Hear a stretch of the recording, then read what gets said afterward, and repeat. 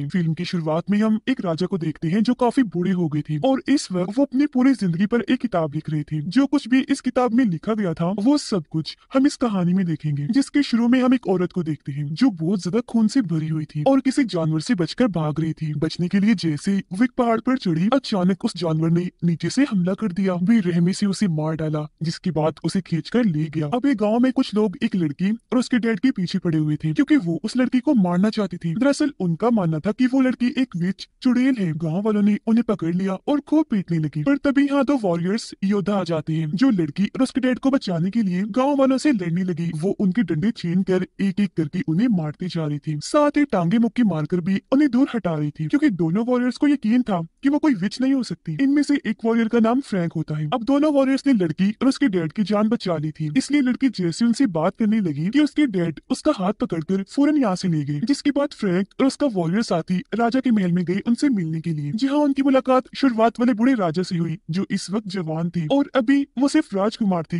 राजा नहीं बने थे बल्कि राजा के बेटे थे। और अब वो दोनों वॉरियर्स को अपनी डैड राजा के पास ले गया। असल में राजा ने इन दोनों को यहाँ उस जानवर को मारने के लिए बुलाया था जिसने पूरे किंगडम राज्य में तबाही मचाई हुई है। सबके मुताबिक वो जानवर एक भेड़िया है। वो भेड़िया आए दिन किसी न किसी को अपना शिकार बना लेता है, जिस वजह से हर तरफ दहशत फैली हुई है। तो उस भेड़िए का सफाया करने के लिए राजा ने इन दोनों को बुलाया क्योंकि ये काफी बहादुर वॉरियर्स थे। अब राजा उनसे ये भी कहते हैं कि अगर तुमने उस भेड़िए को मार दिया तो तुम्हें मुंह मांगा इनाम दिया जाएगा। जो सुनकर दोनों काफी खुश हो गए क्योंकि इन्हें काफी दिन तक अब यहाँ रहना पड़ेगा, इसलिए राजकुमार उन्हें उनका कमरा दिखाता है। यहाँ उनकी थोड़ी बहुत बातचीत हुई जिससे उनकी आपस में काफी अच्छी दोस्ती हो गई। राजकुमार यहाँ फ्रैंक से पूछने लगा कि मेरा दिल है मैं भी तुम्हारे साथ चलूं, तो क्या तुम अपने इस सफर में मुझे भी साथ ले जा सकते हो? जिस पर दोनों मान जाते हैं। इसलिए अगले ही दिन फ्रैंक, उसका साथी और राजकुमार भेड़िए का पता लगाने के लिए जंगल में आ जाते हैं। यहाँ उन्हें एक औरत की लाश दिखी जिसकी हालत बहुत खराब थी, उसकी चीर फाड़ की हुई थी क्योंकि इसे भी दरअसल उसी भेड़िए ने इतनी बेरहमी से मारा था। पर आसपास चेक करने पर इन्हें कोई सुराग नहीं मिलता कि इस औरत को मारने के बाद आखिर भेड़िया किस तरफ भागा होगा। महल वापस आकर फ्रैंक की मुलाकात एक लड़की सोफी से हुई जो इतनी खूबसूरत थी कि पहली ही नजर में फ्रैंक उसे पसंद करने लगा था, इसीलिए वो उससे बात करने की कोशिश करने लगा। वो भी इससे बात करने में दिलचस्पी ले रही थी और इस तरह इन दोनों की दोस्ती हो जाती है। अब फ्रैंक जब महल के कुछ लोगों के साथ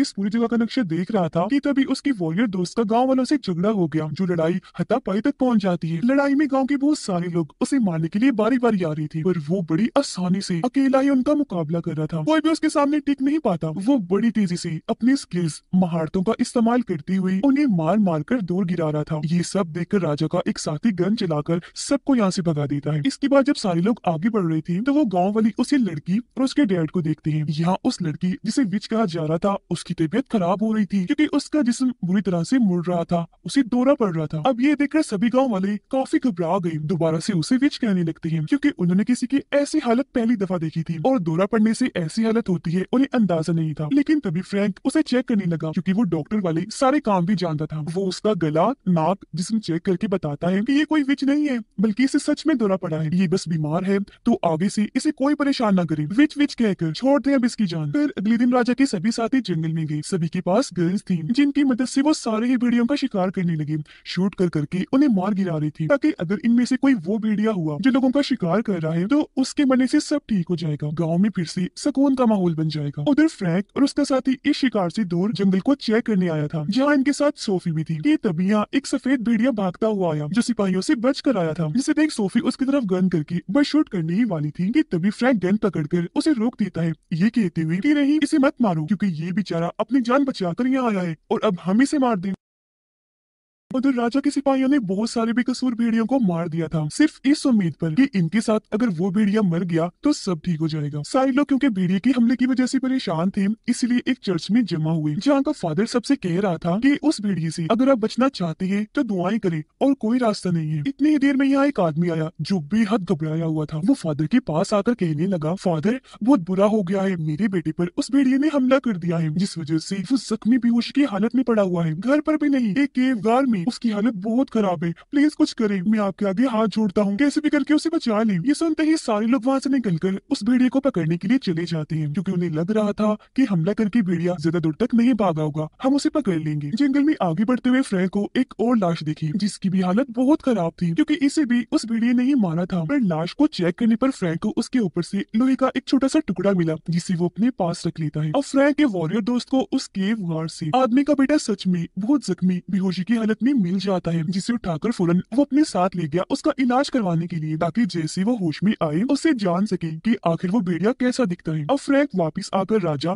और बाकी लोगों को बताता है कि मुझे एक लाश पर से लोहे का टुकड़ा मिला है, जिसे भी उस भेड़िए ने ही मारा है, और ये लोहे का टुकड़ा उस भेड़िए का ही है। पर भेड़िए पर तो कोई लोहे की चीज कवर होता ही नहीं है, तो मेरे हिसाब से ये कोई मामूली भेड़िया नहीं है, या ये भी हो सकता है कि वो भेड़िया हो ही ना, बस भेड़िए जैसा दिखने वाला ही कोई जानवर हो। अब उसकी ये बात सुनकर राजा और सभी लोग काफी दंग रह गए, पर इस पर कोई यकीन नहीं करता। हर कोई सोच रहा था कि फ्रैंक के हिसाब से अगर वो भेड़िया नहीं तो क्या है, और वो कहाँ से आया, क्यों आया। तो ये सारा मामला देखते हुए राजा फ्रैंक को भेड़िए को मारने वाले काम से हटा देते हैं, क्योंकि उनके नजदीक ये पेशेंट गोई गलत है, बेबुनियाद है। जिसके बाद वो कहते हैं कि अब से भेड़िए को मारने का काम दूसरे किंगडम से आया शिकारी करेगा। जो सुनकर फ्रैंक काफी उदास भी हो गया, साथ ही उसे काफी गुस्सा भी आ रहा था। अब उस आदमी का बेटा होश में आ गया था, जो खुशकिस्मती से हमले के बाद भी बच गया। तब वो बताने लगा कि जिसने मुझ पर हमला किया वो कोई भेड़िया नहीं बल्कि अलग ही जानवर था, जिसका नाम मैं नहीं जानता। मैं क्या कोई भी नहीं जानता होगा, क्योंकि उस तरह का अजीब जानवर शायद ही किसी ने देखा हो। उसकी जिल्द काफी अजीब सी नोकदार गंदी सी थी, जो मैंने आज तक नहीं देखी। साथ ही वो जानवर खुद हमला नहीं करता, बल्कि उसे एक इंसान कंट्रोल करता है, जिसके हाथ खुद भी काफी डरावने से है। वो आदमी जैसा जैसा कहता है जानवर उसकी बात मानकर वैसे ही करता है। ये सुनकर सारे लोग काफी दंग रह गए। उसे संभालती है कि बच्चा डरा हुआ है इसलिए ऐसी बातें कर रहा है, यानी कि उन लोगों को बच्चे की बात पर यकीन नहीं आ रहा था, क्योंकि वो सोच रहे थे कि भला इतना खतरनाक जानवर कोई कैसे कंट्रोल कर सकता है। अब कुछ दिन के बाद फ्रैंक को वो शिकारी अपने पास बुलाता है, जिससे राजा और उनके लोगों ने उस भेड़िए को मारने का काम दिया था। फ्रैंक जब वहाँ पहुंचा तो शिकारी कहने लगा कि मैंने एक भेड़िए को पकड़ा है, अभी तक तुमने उस खतरनाक भेड़िए या जानवर के बारे में जो जो बातें भी सुनी है, यानी वो कैसा दिखता है, तुम बिल्कुल वैसे जिस्म इस भेड़िए का बना दो, ताकि मैं इस भेड़िए को मार कर सबको बताऊं कि आखिर मैंने उस जानवर को मार ही दिया जो सबका शिकार करता आ रहा था, जिससे सब मेरी वाह करेंगे, मैं सबका हीरो बन जाऊंगा। अगर तो फ्रैंक तुमने ऐसा कर दिया तो मैं तुम्हें बहुत सारे पैसे दूंगा, वरना तुम मुसीबत में पड़ सकते हो। जिस पर फ्रैंक इस काम को करने के लिए मान गया, क्योंकि उसे पैसों की बहुत जरूरत थी। वो उस भेड़िए के जिस्म को बदलकर खतरनाक जानवर में बदल देता है, जो बिल्कुल वैसा ही दिख रहा था जैसी बातें अब तक उस भेड़िए के बारे में सुनी गई थी। काम खत्म करने के बाद फ्रैंक महल आया सोफी से मिलने के लिए, क्योंकि भेड़िए के काम से उसे हटा दिया था, इसीलिए वो ये जगह छोड़कर जा रहा था। तब वहाँ जाकर फ्रैंक को पता चला कि सोफी का मंगेतर जो उसे पसंद करता है पर सोफी नहीं करती, उसे फ्रैंक और सोफी की दोस्ती के बारे में पता चल गया था। तो उनकी दोस्ती तोड़वाने के लिए वो सोफी को फ्रैंक की बनाई हुई एक लड़की की पेंटिंग दिखाता है, जो नॉर्मल पेंटिंग नहीं लग रही थी, जो देखकर सोफी बहुत ज्यादा दुखी हुई, ये सोचकर कि इसका मतलब फ्रैंक मुझे धोखा दे रहा था। हालांकि फ्रैंक ने उसे समझाया कि ऐसा कुछ नहीं है, पर उसे तो इतना गुस्सा था कि वो फ्रैंक को यहाँ से जाने को कहती है, जो सुनकर उसका दिल टूट गया। दुखी होकर वो यहाँ से भी चला जाता है। उधर वो शिकारी फ्रैंक की बदले हुए जानवर की लाश सबके सामने लाकर बताता है कि यही वो खूंखार जानवर है जो सबको मार रहा था, और देखो आज मैंने इसे मार ही गिराया। जो देखकर सारे लोग काफी खुश हो गए कि शुक्र है आखिर हमने उस जानवर से छुटकारा हासिल कर ही लिया, और उसे सच में महान और हीरो कहने लगते हैं। अब जंगल में एक औरत बकरी के बच्चे को ढूंढती हुई काफी अंदर आ गई। जैसे उस बच्चे को लेकर जाने लगी कि तभी यहाँ वो जानवर आ गया, जो पानी में कूदकर वहाँ से औरत पर हमला कर देता है, बुरी तरह मारकर खींचकर अपने साथ पानी में ले गया। सोफी जब अकेली बैठी थी तो उसके पास वही लड़की आई जिसकी पेंटिंग फ्रैंक ने बनाई थी। वो सोफी को बताती है कि फ्रैंक मेरे पास अक्सर आया करता था, इसलिए नहीं कि हमारे बीच कोई ताल्लुक है, बस मेरी पेंटिंग बनाने। जिसे तुम सोच रही हो वैसा कुछ नहीं है, शुरू से पसंद वो सिर्फ तुम्हें ही करता है, और आज भी वो तुमसे बहुत प्यार करता है। जो सुनकर सोफी को काफी बुरा लगा कि मैंने इतने अच्छे इंसान पर शक किया, उस पर भरोसा क्यों नहीं किया। अब फ्रैंक और उसका दोस्त जब ये किंगडम छोड़कर जा रही थी तो तभी उनके पास राजकुमार आया, जो उनसे कहने लगा कि मैं जानता हूँ वो जानवर अभी तक मरा नहीं है, क्योंकि अभी भी वो लोगों को मार रहा है, और जो जानवर सबको दिखाया गया वो झूठा है, तो तुम ऐसे जिंदा ही छोड़कर उसे नहीं जा सकते, यहाँ रहो, उसका खात्मा करो, क्योंकि सोफी भी यही चाहती है। इतना कहकर वो फ्रैंक को सोफी का खत देता है कि वो तुमसे मिलना चाह रही है, जो जानते ही फ्रैंक बेहद खुश हो जाता है, और अब वो और उसका साथी यहाँ रुकने के लिए मान गए। रात होते ही फ्रैंक सोफी से मिलने गया, जहाँ दोनों एक दूसरे को देखकर बहुत खुश हो गए, गले से लग जाते हैं। लेकिन जब सोफी के डैड फ्रैंक के लिए शराब लेने गए तो वहाँ वो खूंखार जानवर आ गया, जो आकर जोरदार उसके डैड को टक्कर मार देता है। फिर उन पर एक साथ इतनी बार वार करता है कि उनकी मौत हो जाती है और अब वो जानवर सोफी और बाकियों पर हमला करने के लिए उनकी तरफ बढ़ने लगा, जिससे अब यहाँ हम उस जानवर को ठीक से देख पाते हैं, जिसकी जिल्द सच में काफी अजीब नोकदार थी। हालांकि ये कोई खतरनाक जानवर नहीं था, बस इसे इस तरह का कवर पहनाकर खतरनाक और खूंखार दिखाया जा रहा था, यानी ये उसकी अपनी जिल्द नहीं थी, पर इस कवर की वजह से वो इतना ताकतवर और खतरनाक बन गया कि कोई उसके सामने टिक नहीं पाता था। और अब जैसे ही वो सोफी पर हमला करने के लिए उसकी तरफ बढ़ा कि तभी वो आदमी जो उसे कंट्रोल कर रहा था सीटी बजाकर उसे अपने पास बुला लेता है। अगले दिन फ्रैंक, उसका दोस्त और राजकुमार तीनों प्लान बनाकर जंगल में आए ताकि उस जानवर और उसे कंट्रोल करने वाले इंसान को पकड़ सके। थोड़ा आगे जाने पर फ्रैंक के दोस्त को वो जानवर देख ही गया, जिस पर ये हमला कर देते हैं, गोलियां चलाने लगे। पर जैसे वो गड्ढे में गिरा, लकड़ी का ट्रैप जाल फेंककर उसे पकड़ने लगे और वो इतना ताकतवर था कि जाल तोड़कर भाग जाता है। जाते जाते वो राजकुमार पर ऐसा वार करता है जिससे वो काफी जख्मी हो गया, जबकि फ्रैंक और उसका दोस्त अभी तक उसका पीछे नहीं छोड़ते। वो लगातार उसे शूट करके चीजें मारकर काफी हद तक जख्मी कर देते हैं, जिसके बाद दोबारा से उसे लकड़ी के जाल में कैद कर दिया जाता है। लेकिन वो दोबारा अपनी ताकत लगाकर फिर से भाग गया, पर क्योंकि राजकुमार की हालत खराब हो रही थी इसलिए फ्रैंक उसे संभालने में लग गया, जबकि उसका दोस्त जानवर के पीछे चला गया उसे पकड़ने के लिए। जानवर के पीछे पीछे वो एक केव में आ गया, जहाँ उसे उस गाँव वाली लड़की के डैड दिखे, जिनके पास वो जानवर चला गया और वो उसे तय खाने एक महफूज जगह पर छुपाने लगे। ये देख फ्रैंक का दोस्त काफी दंग रह गया, उसे कुछ समझ नहीं आ रही थी कि आखिर इसने ऐसा क्यों किया। पर तभी यहाँ बहुत सारे लोग आकर उसे चारों तरफ से घेर लेते हैं और एक साथ मिलकर तेजदार हथियारों से उस पर हमला करने लगे। पर वो क्योंकि बहादुर वॉरियर था इसलिए बड़ी आराम से वो उनके हर वार को रोककर लड़ने लगा, कूद कूद कर उन्हें मार गिरा रहा था। एक लड़की को पकड़कर जैसे वो मारने लगा तो उसने देखा कि ये तो वही गाँव वाली लड़की है जिसे सब विच कह रहे थे। वो सोचने लगा कि इसका मतलब ये भी बाकियों के साथ मिली हुई है। इस दौरान 2 मिनट के लिए उसका ध्यान भटक गया, जिस चीज का फायदा उठाकर उसे पीछे से गोली मारकर जख्मी कर दिया जाता है, जिसके बाद वो सब उसे हाथ से ऊपर उठाकर ऐसी हरकतें करने लगी जैसे वो इनका खिलौना है और ये उसके साथ खेल रहे हैं। फिर वो उसे इतना मारती है कि वो अधमरा हो जाता है, जिसके बाद उसे उठाकर खाई में फेंक गई। पर तभी उसे वही सफेद भेड़िया देख लेता है जिसे फ्रैंक ने बचाया था, इसलिए वो फौरन फ्रैंक के पास जाकर उसे यहाँ लाता है। और जब फ्रैंक अपने दोस्त की ऐसी हालत देखता है तो दुखी होकर बहुत रोने लगता है। फिर उसे उठाकर वो घर ले आया, उसका इलाज करने लगा, पर कोई फायदा नहीं था क्योंकि वो तो काफी देर पहले ही अपना दम तोड़ चुका था। ये देख उसे बहुत गुस्सा आया। अपने दोस्त का बदला लेने के लिए वो अकेला ही उन लोगों का खात्मा करने चला गया जिन्होंने उसके दोस्त का ऐसा हाल किया।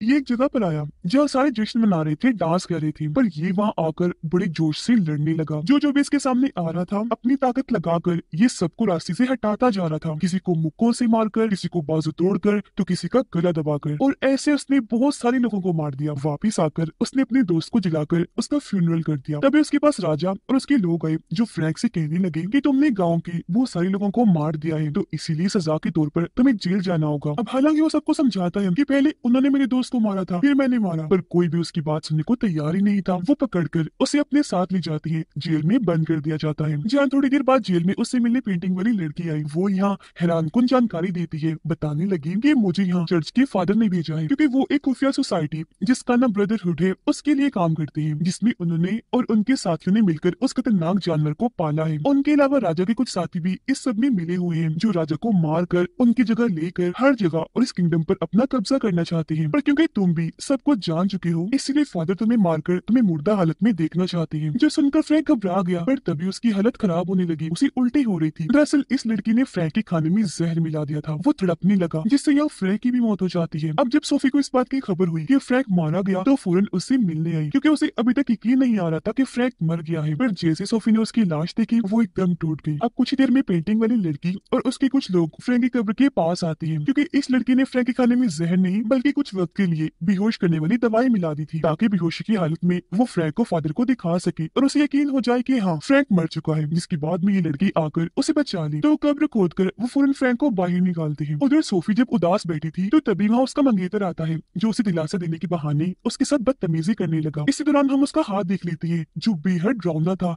लंबे लंबे नाखून भी थे जो बिल्कुल उस इंसान के हाथ जैसा था जो खतरनाक जानवर को कंट्रोल कर रहा था। जिससे यहाँ साफ हो गया कि यही वो इंसान है जो जानवर को कंट्रोल करके लोगों को मरवा रहा है और फादर के साथ उस ब्रदरहुड खुफिया सोसाइटी का हिस्सा है जो सभी उस जानवर के जरिए किंगडम में खौफ दहशत फैलाकर लोगों को मार रही है ताकि इसी तरह राजा को भी मारकर पूरे किंगडम को अपने कब्जे में ले ले। ये सारी बातें वो सोफी को बताते हुए उसके साथ और बदतमीजी करने लगा, मारकर बेहोश कर देता है। उधर फ्रैंक को बहुत गुस्सा आ गया था, इसीलिए वो फुल गुस्से में फादर और ब्रदरहुड के सभी मेंबर्स के पास आता है। फिर एक एक करके सभी पर भारी हमला करके उन्हें मारने लगा और अपनी स्किल से बहुत सारे लोगों को मार गिराया। जिसके बाद अब उसे लड़ने आया सोफी का मंगेतर। अब सोफी की वजह से फ्रैंक को तो पहले उस पर काफी गुस्सा था, इसीलिए वो फुल गुस्से के साथ उससे भिड़ जाता है और यहाँ इनकी बहुत खतरनाक लड़ाई छिड़ गई। दोनों तलवार लेकर एक दूसरे पर भारी पड़ रही थी, पर एक वक्त ऐसा आया जब फ्रैंक ने उस पर काबू पा लिया। वो उसे इतना मारता है कि जान से मार देता है। अब वो फादर फ्रैंक से बचते हुए जंगल में भाग गया था, लेकिन तभी यहाँ बहुत सारे भेड़िए आकर उसे घेर लेते हैं, एक साथ उस पर हमला करके बहुत बुरी तरह उसे मार देते हैं क्योंकि उसका बहुत बुरा हाल कर दिया था उन्होंने। अब राजकुमार फ्रैंक के पास आकर खबर करता है